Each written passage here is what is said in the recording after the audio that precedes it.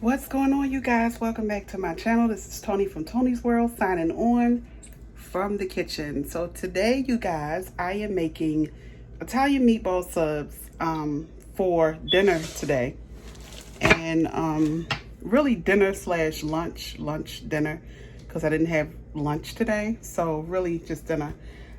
So I have some of my ingredients here that I am using, and the ingredients are, I have already formed my meatballs already. Show you. Turkey meatballs, because I can no longer eat beef. And I had stopped eating beef a long time ago anyway, so that was never an issue. So, see if I can move you guys over here just like that. Okay. So, these are my meatballs already pre-seasoned and with onions, peppers, and some other seasoning. I also have Bertolli marinara sauce. I have this brand. This was only $2.99. And when I tell y'all, prices in the store are going up, like the prices are skyrocketing. Okay. I also have some French baguettes, some Ficelle, half-baked French baguettes by Trader Joe's. Don't worry, they won't go to waste, because a half will make 2 meatball subs and that's it, and then the other half I'm going to turn into sandwiches for Lisa during the week. It won't go to waste, so the 2 were just perfect. Then I also have my Parmesan cheese, and I also have some cheese blend mozzarella and cheddar cheese together that I'm going to put on top. So right now, as I'm talking to you guys, the olive oil is in the pan right now, heating up. Don't need a whole lot, just enough to kind of like coat, not even coat your pan, because you want the meatballs to have room to roll around in. So that's how I'm doing that. In the meantime, I am going to, I think I have some pesto here, I'm not even sure. I usually, I'm going to cut the bread in half and season it is the word I want to use, but just put it like some olive oil on it and pop it in the oven so that it can bake. But I'm going to do that when it gets close to the meatballs getting done. That's what I'm going to do. So I'm going to put up a new video about my new illness as well too, because I have been diagnosed with diverticulitis, which means I can't eat a whole lot of things that I started to eat. And what set it off was kimchi. Fermented products such as kimchi and sauerkraut would throw me into a flare. So I'm on antibiotics right now, and my flare, I've been on antibiotics since 2 days after my, 2 days after my birthday. 2 days before my birthday is when I found out that I had the disease. And it is actually genetic. I found out a cousin on my dad's side have it. Now I have it. So, and I think my grandmother have it. I'm not sure. I haven't really got to the bottom of it yet completely. But I ordered a book, and the book is going to help me change my diet. As much as I love kimchi, I can no longer eat it, because that's what's going to cause a flare. So I am going to take my meatballs one by one and pop them inside of the olive oil, roll them around, and see how this turns out, you guys. Hopefully it will turn out great. This is my first time making it, because I asked her what did she want for dinner. She said meatball subs. I said, okay, well, we can try that. Usually she'll go to Subway and get a meatball sub. Why go Subway and get a meatball sub if you can make your own? So today we are making our own. So I have my tongs. Let me turn this down because I don't want my meatballs to cook so fast. So I have it on low to medium heat, so it's like on 4.5 on a little dial on the stove. So here goes nothing, you guys. This is how I am doing it. They're already circly formed, the best that I know. They're beginning to sizzle. And it is 5:42, like 5:42 Eastern time. And yeah, use a whole lot of olive oil.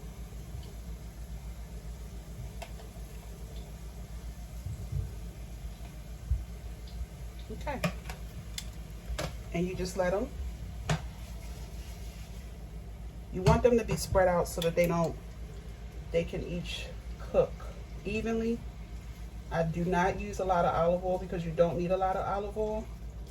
So I'm going to show you guys what they look like as I spread them out. And then I'm going to begin to prep the bread. So this is what they look like. That's how they're cooking. That's what I have my heat on. 4.5, not all the way on 5, but low to medium heat. And just let them cook. Now, some people, when they cook them, they actually put them in the oven. So you can either do them on the stove or you can put them in the oven. I choose to do mine on the stove. However, I'm still going to pop them in the oven because I'm going to pop them in the oven so that the cheese can melt completely. So we're going to do that in a minute. I'm going to put this up and make sure you have bleach in your water. Dishwater isn't water. Dishwater isn't dishwater unless you have bleach in your water. So I always keep bleach in here. So I'm going to put this in there because I had raw meat. And then I'm going to wipe this area here and begin to cut and season my baguettes so that I can pop them in the oven once the meatballs get done.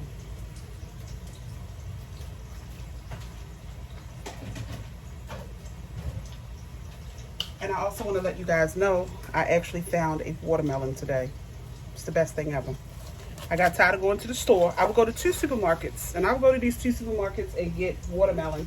By the 3rd day of me buying the watermelon is mushy. So what's the point, right?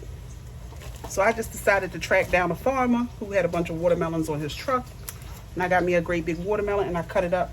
That's going to be dessert.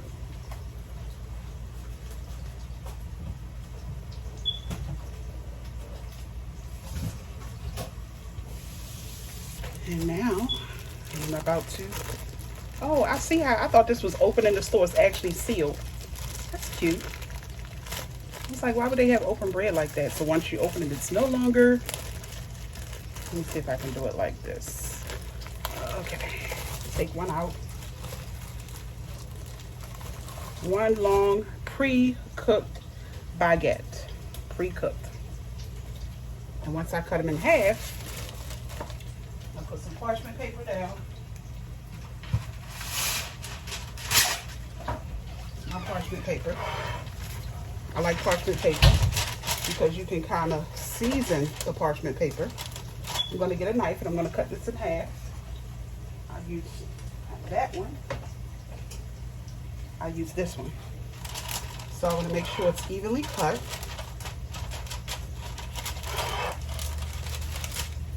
Evenly cut. And the middle is right about here. Okay. So now that I have cut my baguette, it looks like this. And I'm gonna cut a perfect slice down the middle, down the side. And y'all, I used to work at a French restaurant when I first came out of high school called Au Bon Pain. Au Bon Pain, French bakery downtown. Means a place of good bread. So learning how to cut a baguette, I already know how to do it. So to get a perfect cut, you cut on the side. Like this.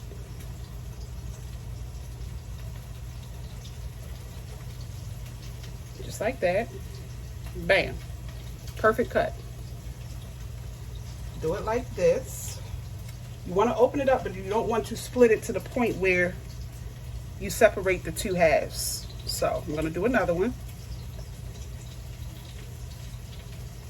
Yes, I don't need a knife that's not dull. This is just the right knife for me to use because I don't want it to be, there we go. And just like that. Now, I'm going to take a little bit of olive oil. Just a little bit, just on the knife. Matter of fact, I'm going to use a brush to olive oil it down. This is like an Italian style dish. So I'm going to use like a little bowl like this, just enough to coat. And when you coat your bread, you're going to coat the inside. You're going to coat the inside and the outside of the bread because you want your bread to get hard, but not too hard. So this is all the olive oil you need, just that much, just like that. And I'm just going to coat the inside first. And I'm going to show you how it looks. You do not need a whole lot of olive oil. Okay? You just want that olive oil to just coat. Then I'm going to coat the outside. Yes, you coat the outside of your bread. And you do not, you just need a gloss on it. You don't need a whole lot. Just a little light gloss on it. And I'm going to show you guys. Even though it's gone, it's still oil in there. And I'm going to flip them over. I'm going to flip them over. And I'm going to do the same for the back. You want to get every lick of olive oil you can out of it. See? It's just a gloss. That's all you need. You don't want to put too much olive oil on your bread and your bread burns before it can get done. So, here we go. I'm going to put this inside of a casserole dish just like this. So when I'm ready to prepare them, they're going to sit like that. Show you guys what it looks like in a casserole dish, because you don't want them to be completely open. Now here's the other issue you're going to have. You're going to have to roll your meatballs, because if you don't roll them, they're going to cook very unevenly. Very unevenly.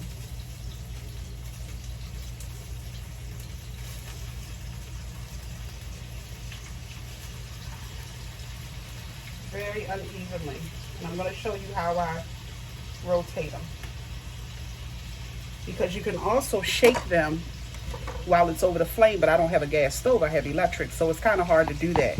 So this is what they're supposed to look. If you're doing like this while over the flame, got to turn the flame way up in order to get them rolling around. See that? And once again, you want to keep them apart because you want them to cook evenly. Ground turkey is not going to have a whole lot of time to cook. That's how you want them. So this is what your bread looks like. You just leave it like this. I pulled this one all the way apart, but it's not good. See, the skin is at the bottom, so it hasn't completely came apart. Same thing here. So, you guys, upon the finished product, me loading them on, I do want to get a snapshot of that. As I stated, I'm going to be using this type of blend. It's mozzarella and regular cheese together. And also this brand of marinara sauce. And I won't even need that whole jar, so I'll probably most likely will save it for another occasion. Tomorrow I'm supposed to be cooking spaghetti, and that's supposed to be the meal for the week. So we will see how that goes. I'm going to preheat my oven to 375.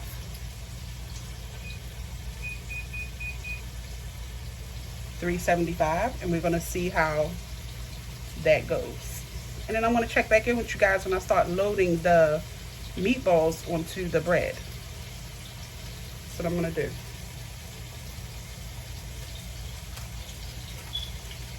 I start loading the meatballs on, I'll check back in with you guys. Okay? Okay, you guys, so what you see here is me actually coating the meatballs with the sauce and just mixing it all together. And yeah, it's coming together quite well.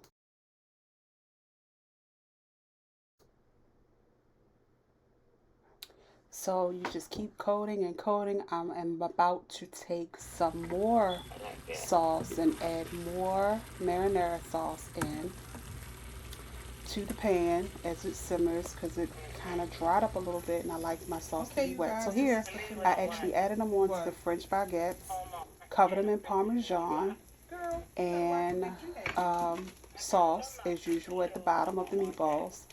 And then I have some more sauce over here left, and basically I'm going to layer it and then put mozzarella and your choice of cheese on it. Basically it's how it's supposed to be.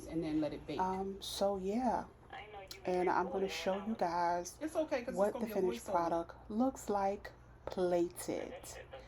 Like, it really turned out really great. So I popped them in the oven at 350. Put them in there now. And then I make sure I turn the light on and I watch. And yeah, that's the finished product, you guys. That's how it turned out. It turned out well. So I hope you guys enjoyed this video. Don't forget to come back for more of my recipes that I'm going to be sharing with you guys. That's a close-up. Looks good, doesn't it? Yeah. Alright guys, thanks for watching Tony's World.